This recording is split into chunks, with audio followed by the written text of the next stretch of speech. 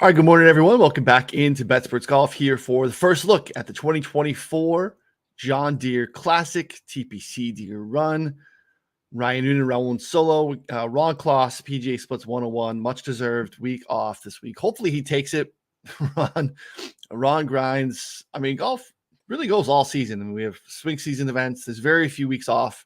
Ron rarely takes time off and, works in week, in season, real hard doing our, round by round matchups when the tournament goes live. So, hopefully Ron takes a respite this week. He's already been in our subscriber Discord this morning, firing off some outrights. Hopefully that's, some of the last of what we see from Ron this week, and he enjoys a nice week off. So Raul and Solo this morning to give you a preview of what to expect here in Rock Vegas, Quad Cities, Illinois, Iowa border for TPC Deere Run, coming off of some similar events. We had it's a tough little stretch there with the top tier in the world and some difficult golf courses, and now we've been into a stretch here of some easier courses.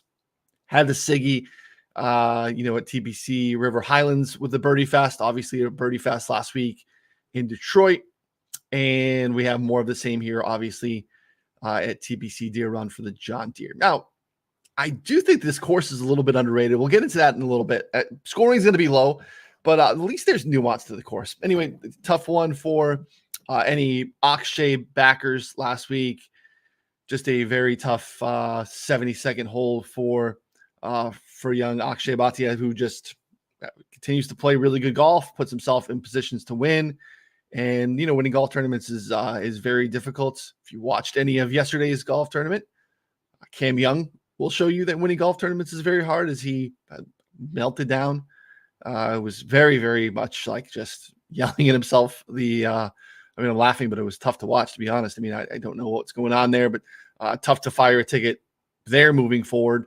Just another uber talented guy who can't seem to close the door. And look, just kind of speaks to the fact that, winning golf tournaments is hard, and, put yourself in position more times than not. You're going to give yourself a chance to get there in the end. Akshay continues to do that, and I think is an exciting name to continue to watch as we move forward.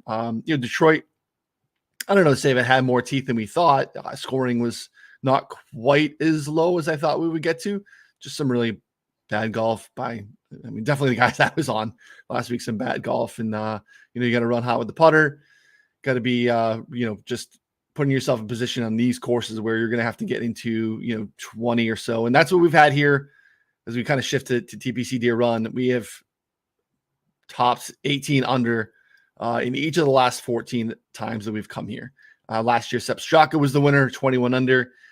JT Poston won here at 21 under the year before. So we're kind of similar in terms of what we need to expect scoring-wise here as we kind of shift to TPC Deere Run. Kind of a weaker fields. This is a weird spot in the schedule. This actually used to be in the spot right before the Open Championship, and they had to always have some guys come here before the week before and have just travel set up for them to go right overseas. Now we have in the schedule, we have the Scottish Open right before, gives guys a week before to get acclimated. If they want to play beforehand, guys can go ahead and do that and go ahead and go over there versus coming here.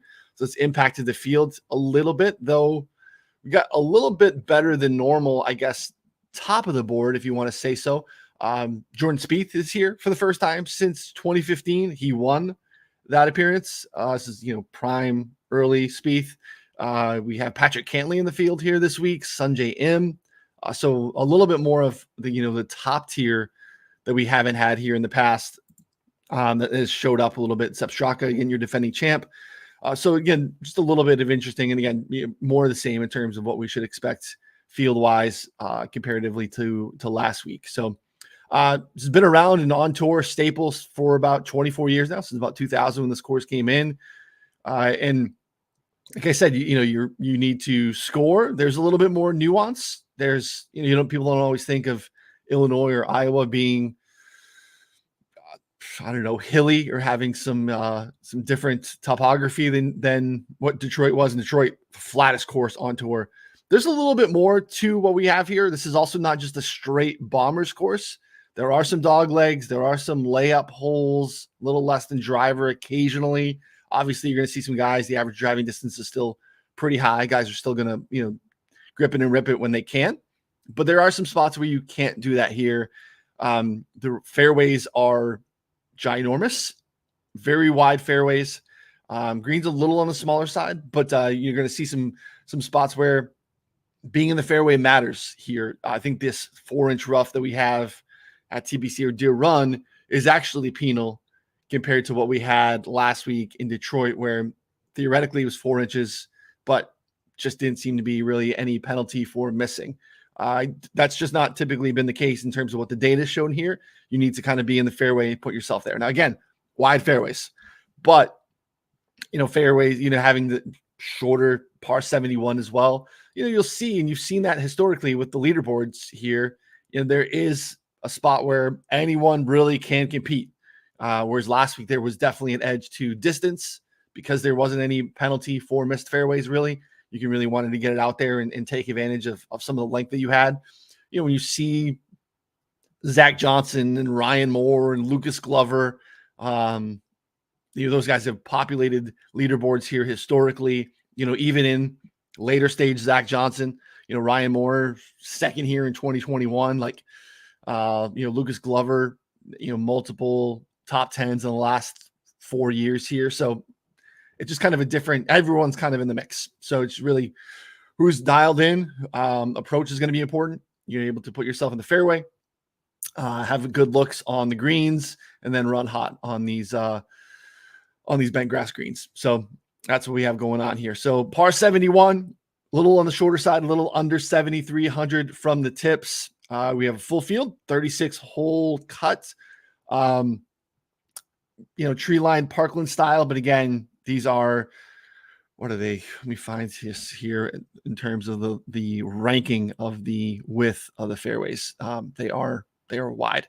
8th widest fairways on tour, 36.5 yards on average. So, we see a lot of 32, 36.5 is pretty big. So, if guys have distance, can take advantage of that. You've seen that here the last handful of years too. But again, if you're going to be able to play from the fairway and ensure yourself that that's where your second shots are coming from, if you're dialed in, doesn't really matter what you have going off the tee. You put yourself in position here. 12 smallest greens. These are bent grass greens. And again, thick Kentucky bluegrass here in the Quad Cities. And again, interesting board to look at. So, and I have not made a model. I was out of pocket a little bit this week. I was playing golf this week. So I'm going to run through this the first time this morning. We're going to make a model and see what it spits out. See what we get this morning. Similar to last week, we're going to have to build some putting into it for sure, because that's going to matter quite a bit here. Just going through Ron's preview here. Get a sense. You can go over to betspertsgolf.com, check it out. It is, again, I would say, put this toe-to-toe with any course preview that's out there. You're getting historical data.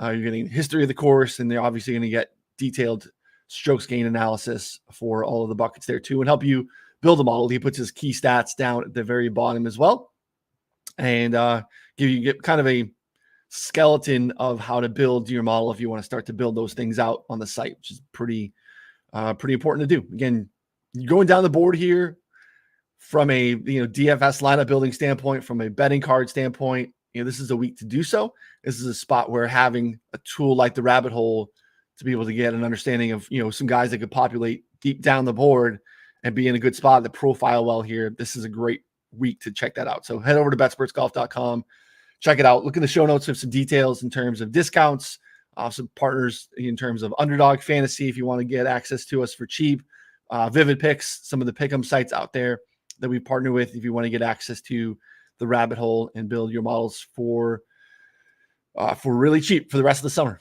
Again, it feels like we're winding it down the course of the season. We are in a sense, but there's a lot of golf left, and a yearly sub doesn't take you through the end of the season. It takes you through for a full rolling 12 months. So definitely want to take advantage and check that out. All right, yeah, recipe for success here can come from all over the board.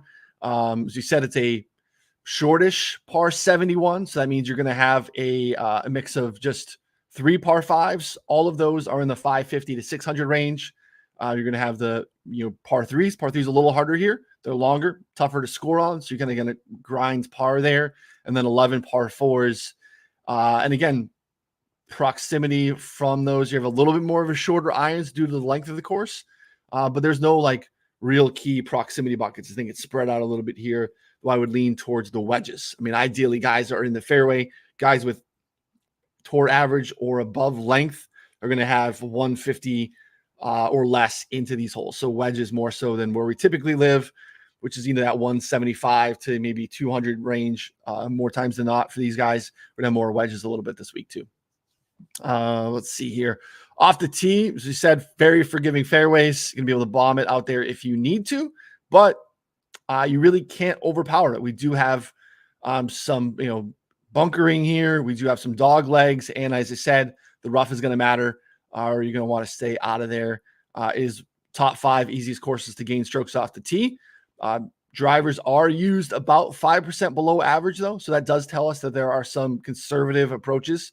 Leave the club head on, grab a long driving iron, grab a hybrid, put yourself in position off the tee. So not necessarily a bomb and gouge. And then when you see what you have from the fairway, greens and reg, 79%. Even with smaller greens, we guys have such short irons in here. We're getting nearly 80% greens and reg from the fairway. 52% from the rough, though. And that's below tour average from the rough slightly. So you don't want to be in the rough off the tee. You want to be able to put yourself in the fairway. We'll look at some of those stats in the rabbit hole. And that kind of speaks to, what we've seen here in leaderboards in the past. Now, approach, 43% of the approach shots are coming from 150 and in, as I was talking about there. Going to have wedges. You to be able to put yourself in spots, hopefully some shorter irons, give yourself better actual birdie looks versus just hitting the greens. We'll see there too. Around the green, we do have, again, this is where there's, I think, a little bit more nuance to this course than some other spots. There are some shaved runoffs that are going to require a little bit of creativity. It's not just going to be thick aprons all around that kind of catch any wayward shots. So that helps a little bit. Just makes it a little bit more interesting. Some pretty deep, greenside bunkers. That's going to help a little bit too. So again, avoiding that matters. Now, again, obviously the 4-inch thick rough, there are some of that around the greens, but again, there are some strategic spots where they've set up some runoffs that create some difficulty. And we know guys would rather, these tour players, they know how to chip out a very thick rough. I think a little more skilled is demanded when you have the shaved runoffs. So take a look at that this week too. It's going to matter. All right, let's take a look at the odds board. Early odds up. I'm in here in the Chicagoland area, so I have access to FanDuel, DraftKings, MGM, and Rivers so far this morning.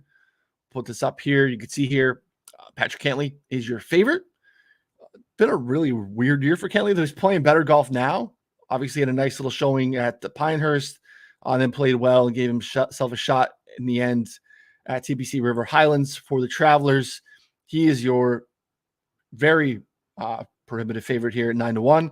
Then you get into the next tier, Sanjay and Jordan Spieth. Again, just these are, I think this is interesting that these guys are here. These are, elite players who they've struggled a little bit this year. We've definitely not a standard Sanjay season, a model of consistency who has not been that this year. Jordan Spieth has been anything but. And that's, you can see why the numbers are a little bit longer. I don't think most would say that there's a double win equity for Cantlay compared to Spieth. That's what the odd board tells us now. But, Spieth has not been in particularly good form. And again, has played here once, won, but it was back in 2015. It's a very long time ago. Sepp Straka, your defending champ. Aaron Rai coming off of, again, golf is hard. Winning golf tournaments is hard. And that's where we're here with Aaron Rai in the mix, who just consistent off the tee, finds fairways all the time. And you got in the back 9 yesterday and could not find a fairway.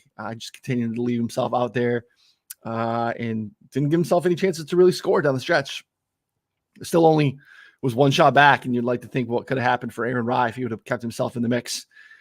He is next on the board. Matt McNeely was one of my favorites last week. Just brutal start and was, chasing all week. 28's out there on Mav to open. Denny McCarthy, Anytime we're in a birdie fest, the putter is going to matter a lot. You're going to see some love for Denny and has had some decent showings here in the past. Davis Thompson played really good golf last week. He is available at 30. We see here. And Davis Thompson, let's take a look at last week's stats. Second in approach on the week. Second in strokes gained tee to green. Played really well.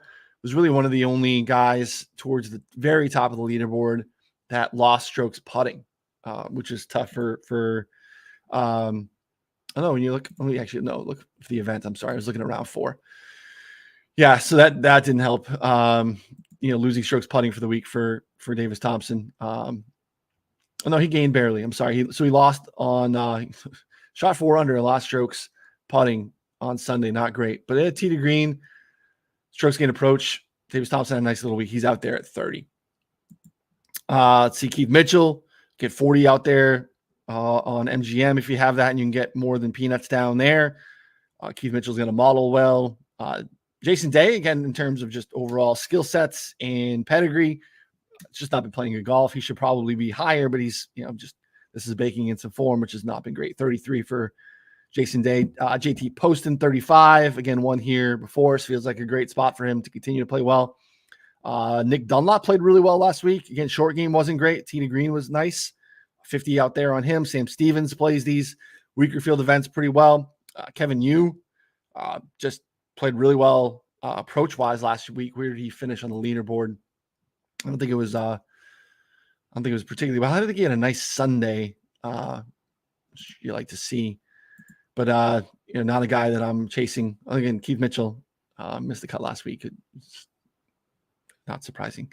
Or Kevin Hugo, nothing there. Cam Davis, your defending champ, or your last week's champ, 50-1. If you want to get it back, Eric Cole finally put some good golf together. It's 60. Glover 60. Hostler, Montgomery wild go injured, not playing.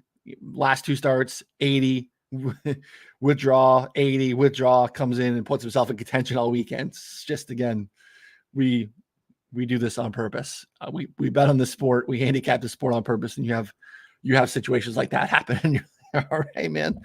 That's wild. Ben Griffin, Mark Hubbard, Patrick Rogers. Again, this is what we're at with this week. So going down the leaderboard, let's build a model here real quick, see what we can get. Again, this is our PGA Tour, officially licensed PGA Tour data. The rabbit hole, again, this is data that you can find over on PGAtour.com, but you cannot put it in a model. You cannot weigh it. You cannot slice it and dice it by conditions, and those are the things that we like to do, and I think those are the things that are super duper relevant. Manipulating the time frame that you're looking at it from either a ranking standpoint, which is what we defer to here. You can see here display at average.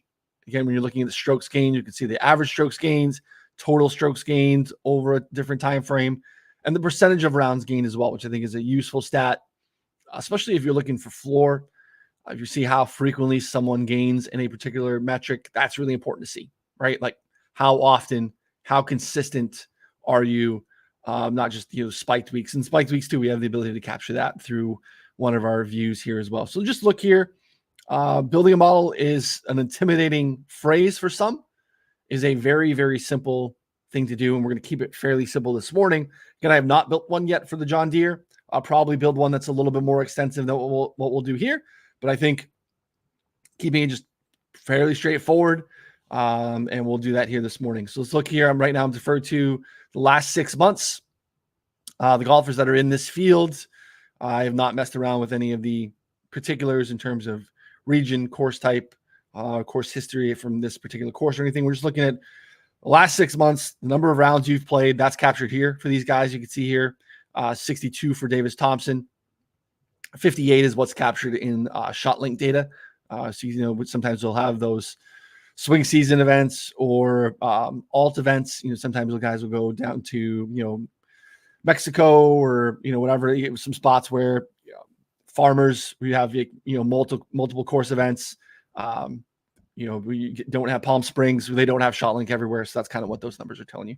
So who's playing well in the last 6 months? We're going to add this to our model and take a look at it.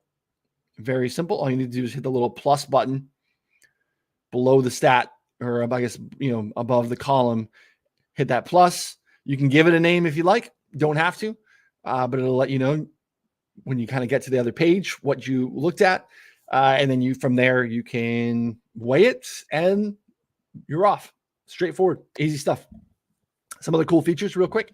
You can download any of these into a CSV. So if you like to really get into the weeds here, you like to play on Excel and build multiple models, submodels, baseline models, different things like that. You can download any of these into a CSV.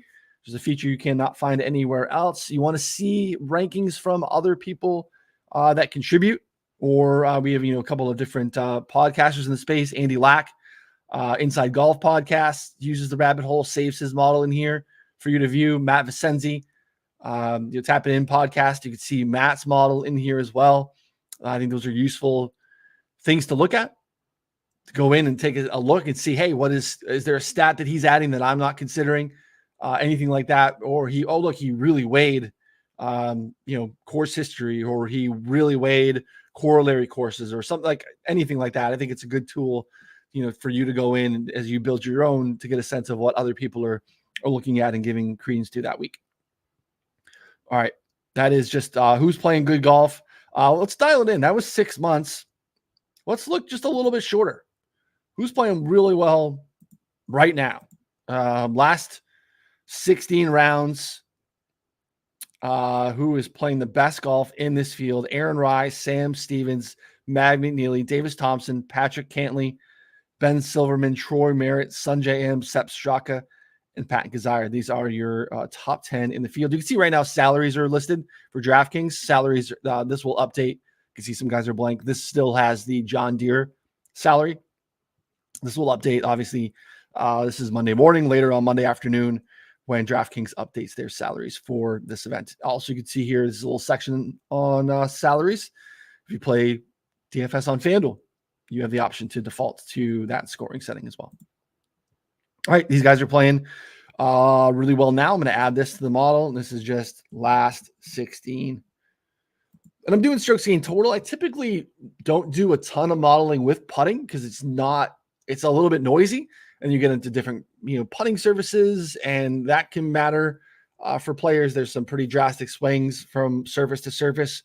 In a spot like this where I want scoring, and it's going to matter a ton. I care about that a little bit more. So I'm looking at strokes gained total versus just typically I'd spend more time in strokes gained tee to green, strokes gained ball striking. Those are stickier, more dependable stats. Those are obviously captured in the strokes gained total number. But I'm looking at total this week because we last two winners, we got to 21. You're not getting into the winner's circle unless you get to 18 here over the last 14 years. So we want strokes gained total. All right, let's go back to some of what Ron was saying here in terms of in his preview off the tee.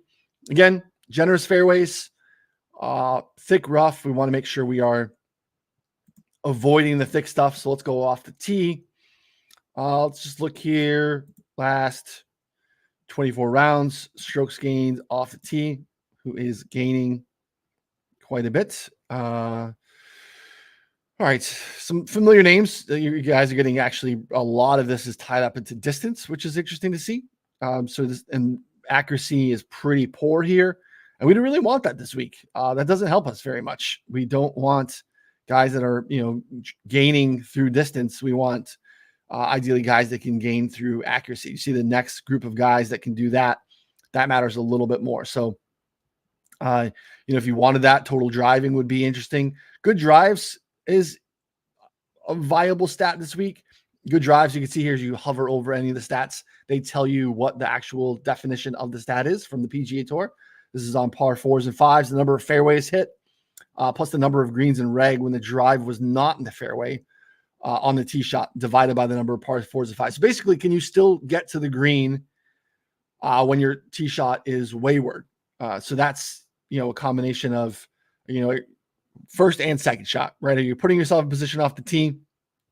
And if you happen to go off the tee a little bit, off the fairway a little bit, are you still putting yourself in position? What I really like is distance from the edge of the fairway. If you've watched this show, anytime we've had a spot where we want to really hone in a little bit on, accuracy. Driving accuracy matters. Though I will argue driving accuracy is, again, a binary yes/no stat, right? It is, did you hit the fairway off the tee? And you could be this much off and it's a no. Whereas distance from the edge of the fairway tells you that when you are off the fairway, right? The definition we hover over, the average distance in feet and inches from the edge of the fairway when a player misses. So are you like in the woods, or did you like just roll off? Could you be in the first cut, or are you like spraying it and like just trying to scramble your face off from there?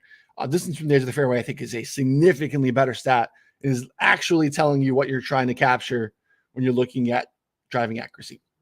Now, you could build a hybrid model with it. I'm not saying just ignore driving accuracy. I'm saying if I'm putting only one in a model, it's distance from the edge of the fairway. If I'm putting them both in a model, I'm weighing distance from the edge of the fairway and maybe like a 2-to-1 rate, if that's an important stat. And it is this week. So we're going to capture all of them. I'm going to put them in there as well. So I'm going to put distance from the edge of the fairway. I'm going to back out longer than the last 24 rounds. We'll go last 36 rounds. Again, this is just, you're going to see familiar names. You can see some short sample stuff here. You can go into this bucket as well to turn on a minimum round feature. If you want to take out some of the short sample noise that you're going to get from some guys. You can see here, distance from the edge of the fairway. Denny, that's really good to see when putting matters. Lucas Glover, Daniel Berger, Zach Blair, Adam Svensson, CT Pan, Sanjay M, Aaron Rye, Ben Coles, and Brendan Todd round out your top 10 in distance from the edge of the fairway. Last 36 rounds. This is a list of guys this week, to be honest. I mean, this is a pool to start from. We'll add this last 36 distance from the edge of the fairway. And then I'm going to put, you can see here, I'm not going to reorder it. You can see driving accuracy here, where guys rank. These guys are all still ranking well. But you can see CT Pan is a guy that would get downgraded for his distance from the edge of the fairway, right? When he misses, it looks like he doesn't miss by much. I like to take a look and see where there's a little bit of a discrepancy. Ben Silverman, same thing. Neil Shipley, that looks pretty good. Kevin Streelman, accuracy, Camilo Villegas, same thing. Like, I think it's interesting to look at the discrepancy between these two. It gives you a sense of like, all right, that guy, when he misses, he doesn't miss by much. This is the thing, like we've had this early this year with like Scheffler, like driving accuracy, middle of the pack, distance from the edge of the fairway, multiple times, just first, top 10. When he misses from the fairway, he's not missing by much. So I think that tells a better holistic story of what you're trying to do when you're trying to capture accuracy off the tee. All right. Again, you're building models elsewhere. You're seeing content and people are talking about driving accuracy. They might not look at driving accuracy or look at distance from the edge of the fairway. They might not have it in their modeling system for you to be able to do that. So get with the times, guys. Driving accuracy. We'll put it into. I'm going to weigh it a little bit less. All right. This is 2 good drives. This tells me that Denny, when he is off base and he is in the rough, he is not getting himself in position. This big, bright red 129 in this field. When he is not in spot, because again, this is trying to capture how you handle when you are off the fairway as well. Denny, not a good fairway scrambler, I guess we would call it. All right, approach. I'm not a big approach bucket guy. You can see we have approach, fairway approach, rough approach. These fairway and rough are proximity ranges from each. I don't love it. Talked about it a few times. Sorry if you watch this and I talk about it every week. It's just hard to really properly weigh the buckets because not everyone is taking the same amount of shots from the buckets. So if you say this week we have more less than 100-yard approach buckets or less than 150 yards, 43% of all approaches coming from within 150 and shorter this week. But guys with length are still going to have more 110 shots than shorter hitters are going to have 150. So when I start to bucket that out and weigh it, it's not great. It gets a little bit noisy. So to each their own, some like that more. I'd rather stay in the, overall approach range buckets. So let's just look in this field. Last 36 rounds, or last 6 months, last 36 rounds. Who is the best in this field in strokes gained approach? Your defending champ, Sepp Straka, Aaron Rai, Keith Mitchell, Ryan Moore, Daniel Berger, Pat Gazire, Joel Damon, Doug Gim, Kevin Yu, Chandler Phillips. These guys are guys we don't talk about every week, but again, some shorter hitters, some guys you saw on some other lists as well. Strokes gained approach over the last 36 rounds. Here's how I'm going to handle approach this week. I'm going to go with multiple buckets. And again, this will be double counting because as I go down the board a little bit and I start to look at last 16 rounds, these 16 are captured in the last 36 as well, right? So you have to be a little bit careful with how you weigh it, not double count too much. Though I will say, no matter what the event is, if you're double counting approach is the best way to go, right? This is the most sticky stat in terms of predictive nature and success. Who is playing well from an approach standpoint? Yeah, they're going to put themselves, typically that means they are in position to score, and that means they're going to continue to put themselves in position to score with good approach shots. So we're going to look at strokes gained approach last 16 as well. You see some, again, repeating names and some new names as well. Approach last 60. Again, you could do this too. You can go just cascade this down. You want to go long-term and just who are the best baseline guys, last 50 rounds, last 100 rounds, come into shorter buckets like the last 50, last 36, and then real short-term, whatever you want to do. Like I know Ron likes to look at last 8, like who's played the last 2 events and is dialed in a little bit. I think it's okay to look at. I think it's okay to put in and weigh a little bit. I would not weigh it as much as I would weigh longer term stuff. That's the more predictive nature. That's going to take out the variance that you're going to get from just 4 to 8 rounds of golf. It's going to take out the variance that you're going to get from the last course guys played at too. So having kind of a longer view on some of these things, especially the strokes gained metrics, I think make a ton of sense. So, but again, short-term form, who's playing well, that's what I'm going to look at there. All right. Around the green, again, like I said, there's a mixed collection of short grass and thick rough. So you see we have the ability for you to look at scrambling from the rough and scrambling from short grass. Cool feature that you have here. You can see it's really interesting to look at discrepancies here as well, right? Guys that handle one way better than the other, or guys that are just really good, short game scramblers are gaining around the green. But I like to see here too, just there are certain spots where it's all thick, rough apron around the green. So, or vice versa, really short runoffs. You want to see who's good at one and not good at the other. This is a nice little spot where you don't even have to put in the model. You just kind of look at it, scroll down and see who plays well in these scenarios too. So I'm going to back out a little bit. I'm going to go last 36 holes, last 36 rounds and strokes gained around the green because there's not a huge discrepancy between rough and short grass here. I want to just take a look at the bigger picture, and I'm not going to weigh it a ton because again, greens and rag from the fairway, 79%. If you are missing greens at a high rate here, you're in trouble. So I will probably, I don't even know that I would, put this in, to be honest. I don't think it matters too much, but I'm going to put it in and just take a look, just a little bit of around the green. Because again, 52% if you miss the fairway. So you're going to have to scramble from there. Who can kind of do that to save par, because you cannot be hanging up birdie or bogeys here because guys are running so low. All right, scoring is obviously going to be really important, as we touched on. Par 4s in particular. Par 5s are going to be gettable for everybody. So I don't really care what's going on there. Let's see here. We got a question in the chat. Better to look at good drives gained or driving accuracy versus off the tee? Look, I would say this week I'd probably look at good drives.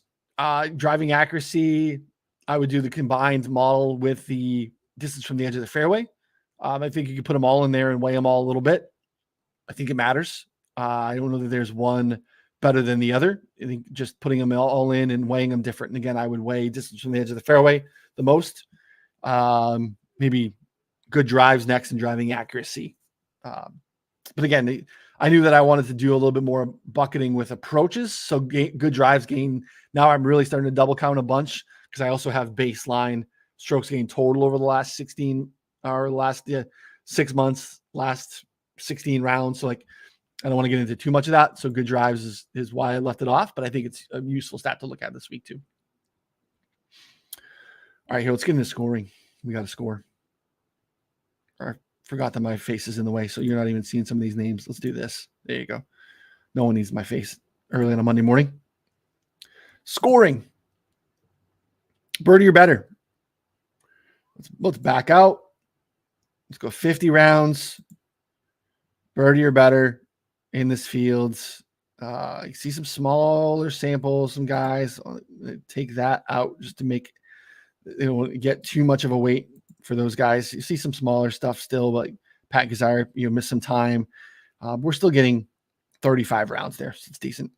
See Mav McNeely. That's why I was on Mav last week, and disappointing. Again, just one of the best baseline putters on tour. Short game is great. The rest of the game is really improved.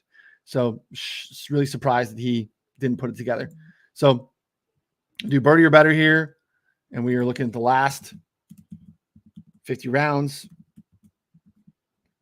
I want to look at a little short-term birdie or better. Or let's do this. We'll go birdie or better. I didn't do any conditions. So let's do this. Go to the condition model. I want to look at, we are on bent grass. And I don't think, pure bent. We don't have any anything in particular. So let's look at our best bent grass putters.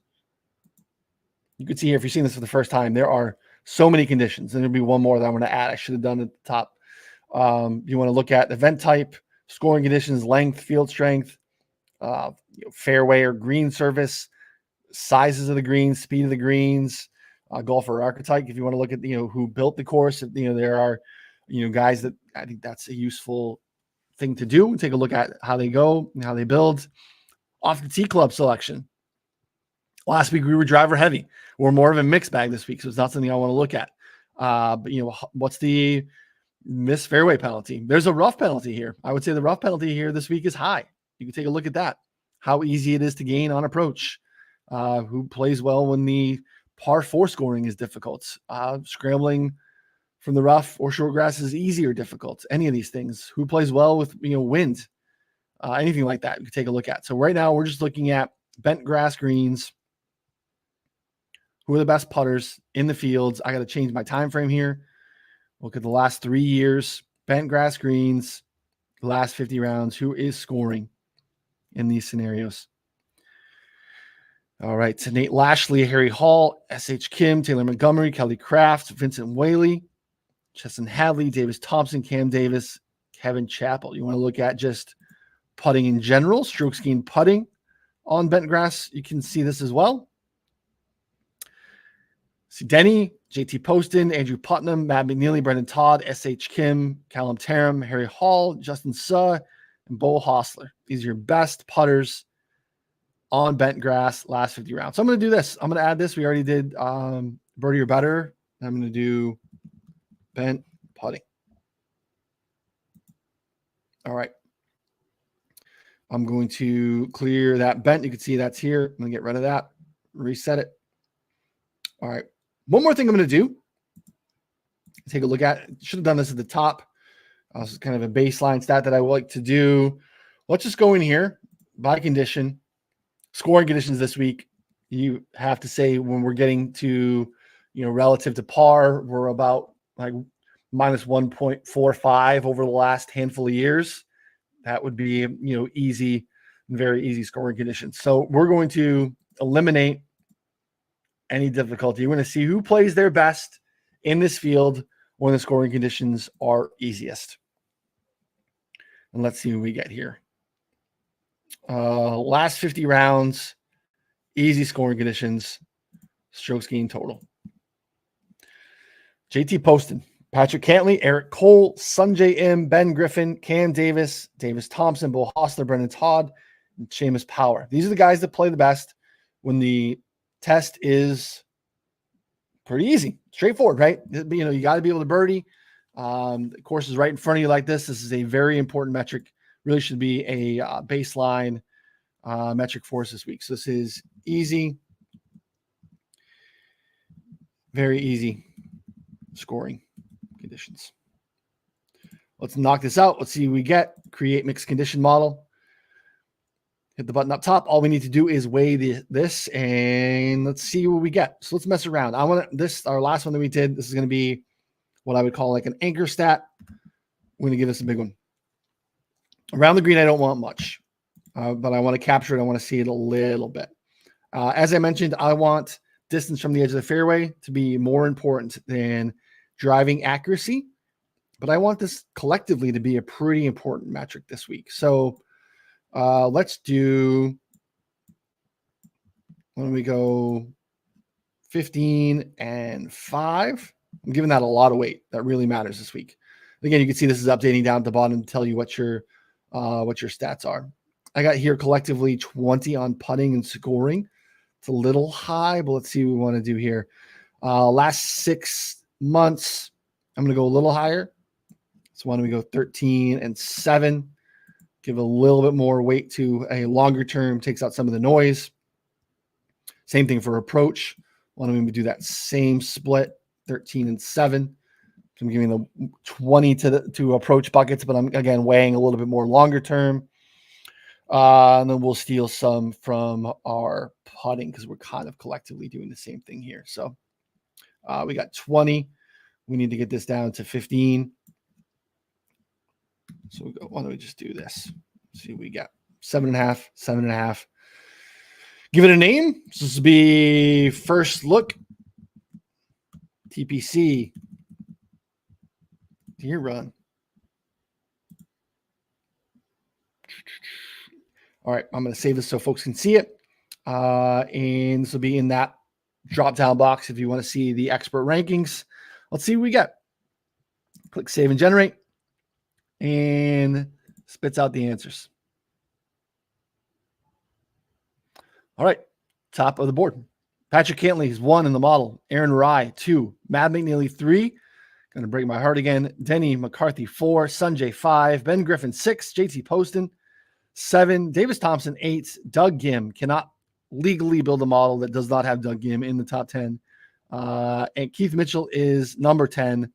Rounds out the top group there. You can see interesting names just outside of that, rounding out the top 20. I always like to look. You're going to have a data issue. You kind of look at the back end guys, and just, you see just guys that don't have full data sets.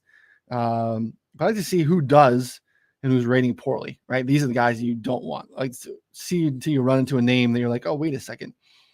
Luke Lanton, look, the things we have data on for Luke, because again, an amateur, not been playing a lot. It's really good. So he's getting knocked for not having the data, but again, he's been playing good golf. Can he continue to roll that over again? Same thing, Harry Higgs. Most of Harry Higgs in the last handful of months has been really killing it on the Corn Ferry Tour. So again, not a useful data set for Harry Higgs. So this is a good. Sometimes you're going to get some matchups against these guys. You know, looking and seeing who kind of like bum hunt down here and see if there's an ability to go after some of these guys in matchups. That's useful, or maybe cross some names off of your DFS player pool. I think it's a useful process to go down there. You see, look, we talked about it. Bigger names at the top. They're just not playing good golf. Jordan Spieth, 36th in this model. Jason Day, 35th in this model. In a weak field where they're way at the top. That is tough. Sepp lower than I would expect. Let's see, 26. Where is he? Around the green, but we only weigh that 5%. He's not played his best golf on easy scoring conditions, but again, he won here last year. So, not a massive birdie maker, but again, he did it here last year. The rest of it is really nice for Sepp. Thought he'd be higher. But again, this is just an interesting process to go through and see some names that would surprise you, or maybe not. Confirmation bias as well. So, Cantley here, more long-term, that's going to help Cantley quite a bit. So, all right. Hope that's useful for you guys. Appreciate you hanging out with me this morning. Again, interesting week. Sub to Betsperts Golf. Information in the show notes. Let me know who you like this week to win. Take advantage of this before you leave here on the channel. Thumbs up, subscribe. We'll have the betting show on Tuesday, DFS show on Wednesday to figure out what we're doing there. Obviously, Ron is out of pocket. So, yeah, TPC Deere Run, guys. There's not a great top of the board. Still betting opportunities, still DFS opportunities. And these are the things, some weeks when you do a little bit more homework versus your peers, there's edges to be had because some people will still fire off DFS lineups and maybe not do the work. Get into the rabbit hole, dig around, find some stuff, find some guys that your peers are not finding, and let's go win some money. So again, hit the thumbs up and subscribe.